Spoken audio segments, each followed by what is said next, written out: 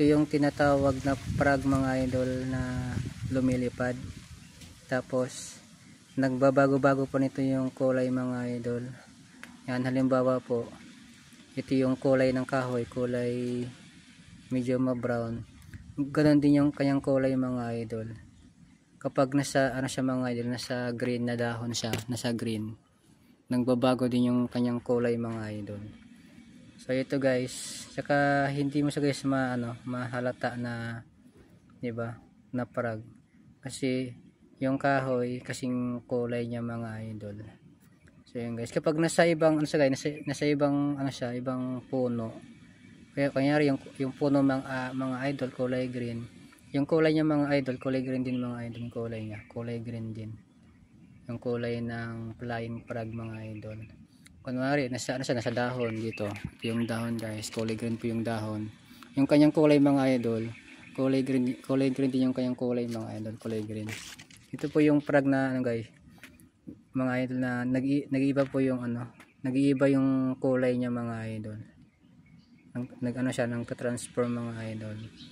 So nasa bundok tayo mga idol, no. Ayan, no. So kahit nasa bundok tayo mga idol, tuloy pa rin ating pagbabalag mga idol, no. Ayan. Tayo po ay bantay kalikasan mga idol. Bantay kalikasan. So nandito po yung frog mga idol. Ito po yung frog guys na nagbabago po yung kulay mga idol. Ito yung frog guys na nagbabago. Yung frog guys nagbabago yung kanyang kulay kapag nasa ibang klase ng kahoy or dahon. Ayan. So ang kanyang kulay guys, kasing kulay ng kahoy mga idol, di ba? Yung kanyang kulay. Kapag nasa dahon siya, siyempre yung tayong kulay green, ang kanyang kulay nagiging green din mga idol, yung kulay niya. So ayan, no. So ito po yung guys, lumilipad na frog mga idol. Yan, lumilipad po yan guys, lumilipad. Yan mga idol. Flying frog mga idol, di ba? So ang ganda ng kanyang kulay mga idol, ang ganda. Ayan. Nasa kabundukan tayo mga idol. Siyempre, kahit nasa bundok tayo guys, gupings pa rin tayo mga idol, di ba?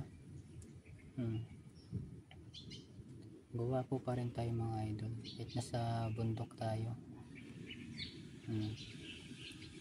So si tatalo na siya guys, tumalo na siya mga idol.